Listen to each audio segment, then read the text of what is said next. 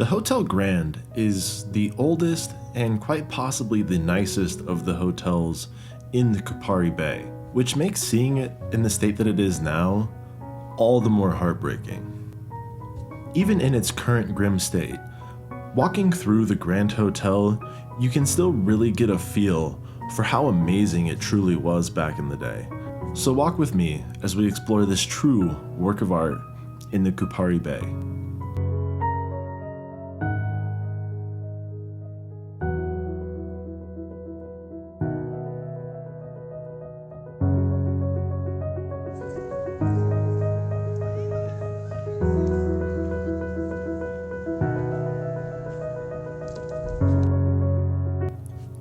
Here we can see the grand staircase in the entrance.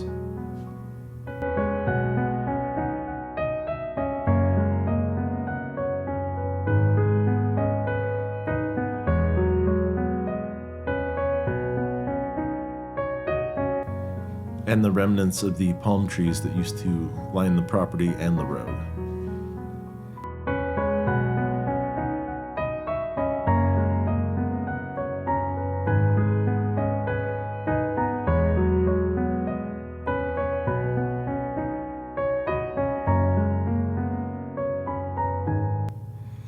There's a nice main entrance and lobby that goes out to a little back garden.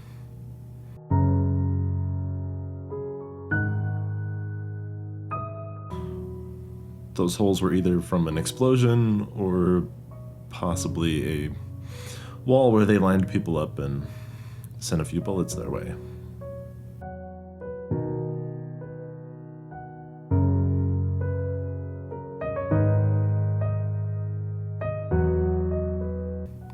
I can't imagine how this garden area used to look. It had to be amazing to leave the beach, come up, go to the beer hall, get a couple of beers, and sit out here and just soak up the sun. After World War I, the Czechs began investing in Kupari. Their most important project was probably putting up the capital to build the first hotel in the parish of Dubrovnik, the Hotel Grand. Here we see more evidence of gunfire. There's probably a good chance that somebody was up in the room above that or below that, exchanging gunfire with somebody in one of the other hotels, the Gorosina or the Hotel Kupari.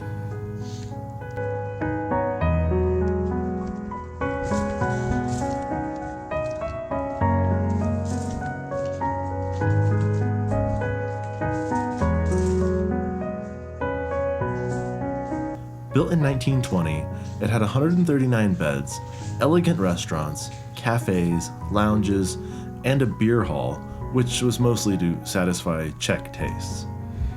In 1923, more than 80% of all foreign tourists who visited Dubrovnik region were Czech. The hotel grounds were filled with well-manicured Habsburg gardens, and the road leading to the hotel was lined with palm trees. Some of these are still there today.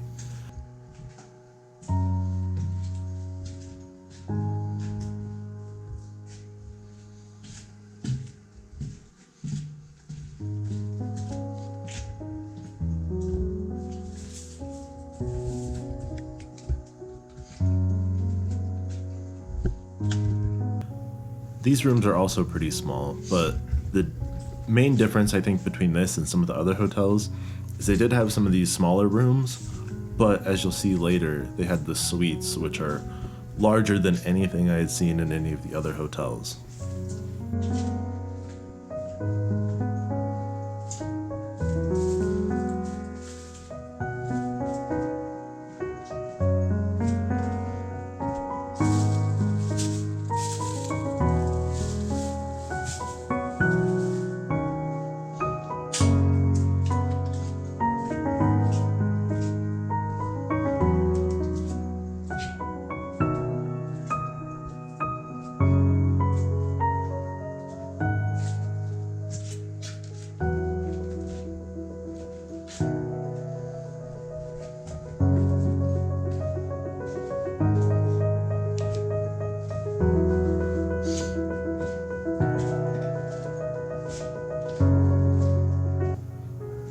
found the local trash receptacle. I tried to come through that little entranceway at first, but there was no way I was going to walk through all of that. There was lots of human droppings, to say the least. And I'm not sure what this corridor was, but it didn't look like it was something the guests routinely saw.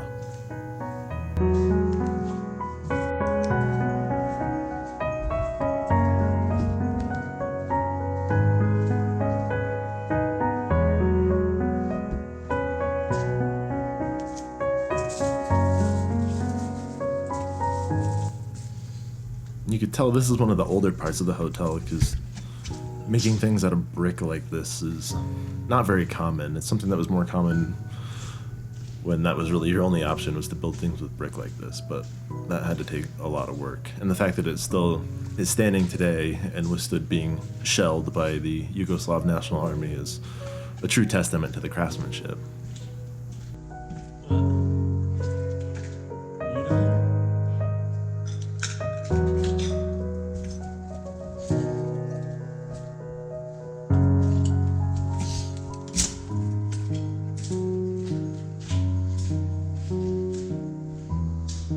Over the years, guests included Elizabeth Taylor, Joseph Tito, Richard Burton, Yasser Arafat, and Mikhail Gorbachev. The Hotel Grand was renovated in 1979, but was badly damaged in the Yugoslav National Army offensive in 1991. Many of its most beautiful features, like the broad staircase at its entrance, became rubble. Sadly, this elegant feat of architecture was no match for modern weaponry.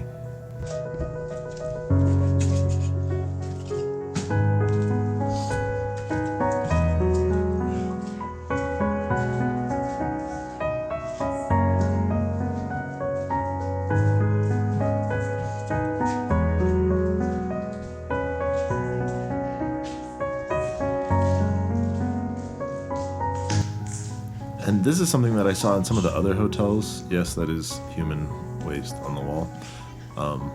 There's these like white tiled areas. I don't know if those were kitchens or if that was like a restaurant or something. In this room, you can still see that the tile on the floor is still intact, and it's quite nice. It's probably marble or something like that.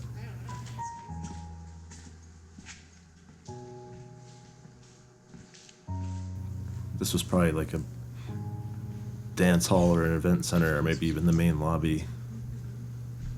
So crazy.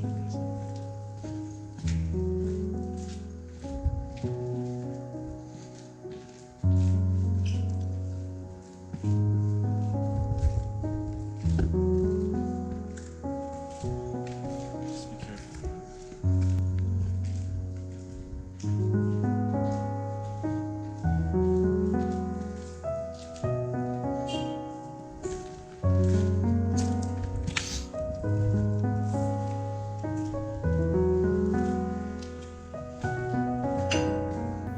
Shells must have pummeled that entire roof in, because that's closer to the seaside. There's clear evidence that a shell came through that ceiling right there.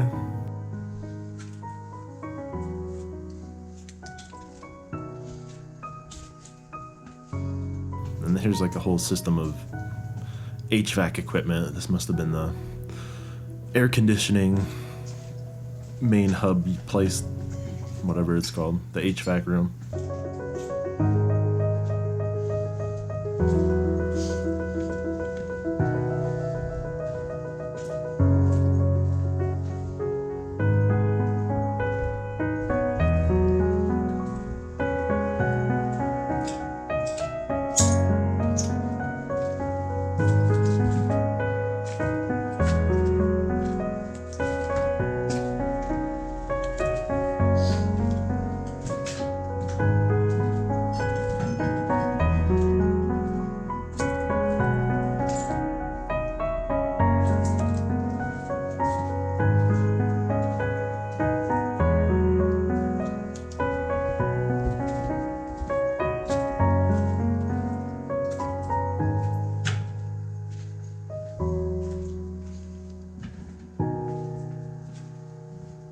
I'm also wondering if those were just bathrooms for people to use, or places for people to rinse the salt water off of them before going back to their rooms.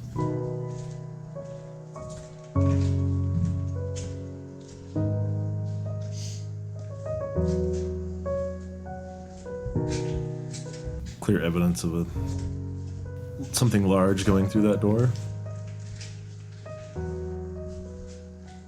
They were shooting in. There's more burn marks on the ceiling in there.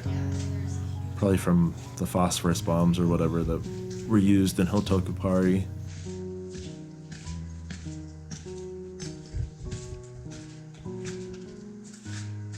There's a huge hole in the ceiling. Another maintenance room where an obvious shell crashed through the ceiling.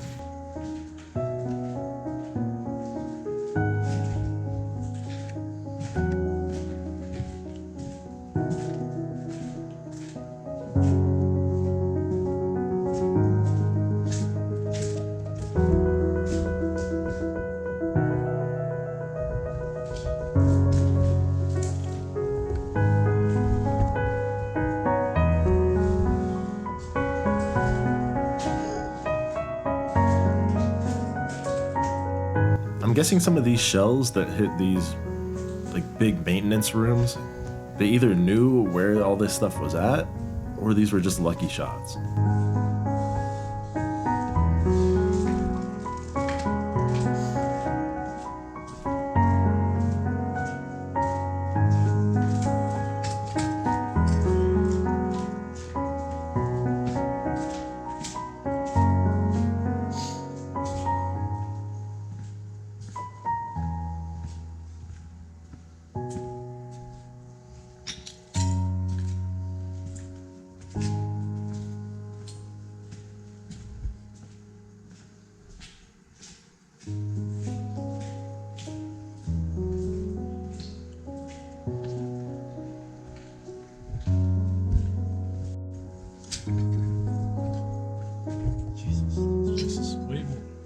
This place is way cooler than the other one.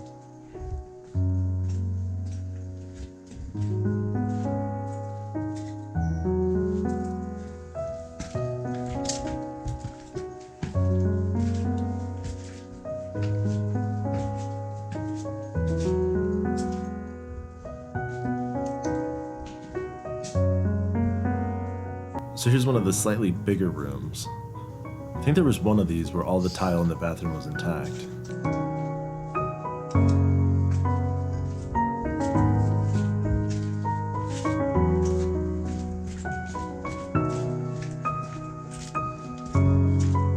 And this side of the hotel is where I think sort of the suites were, because these rooms are clearly considerably larger than the other smaller rooms that we saw earlier. Very high ceilings also.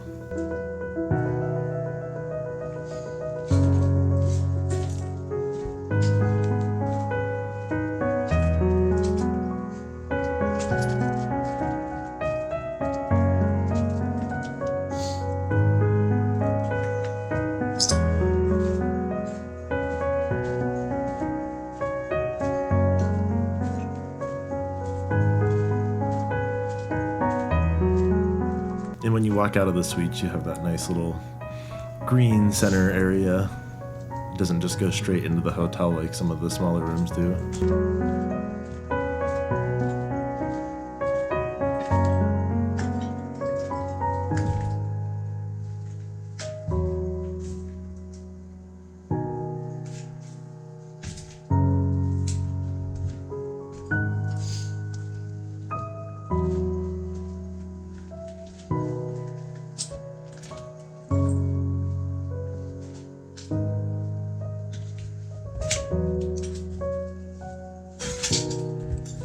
So you can see the contrast between this room and those previous rooms. Chances are Elizabeth Taylor wasn't staying in the small room, she was probably staying in the larger, more opulent rooms.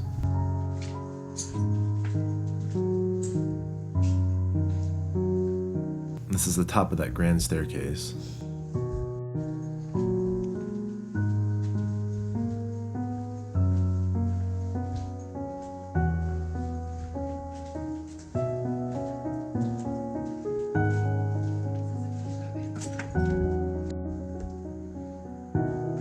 This is another area where you can see obvious signs of gunfire exchanged between the Grand Hotel and the Kupari Hotel. So there are definitely bullet marks in the walls. You can tell it was an explosion. It came through, strapped himself to this fucking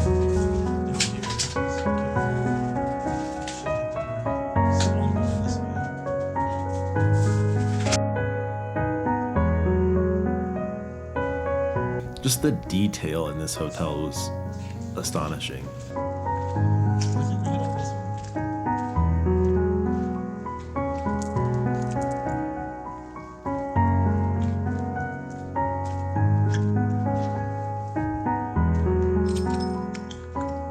The roofs are destroyed. So much of this beautiful hotel is destroyed. This is one of the hotels that they're actually thinking about renovating instead of just destroying. That's all I got for you guys. I hope you enjoyed it. I had a good time making this one. Thank you for watching, and I will catch you all next time.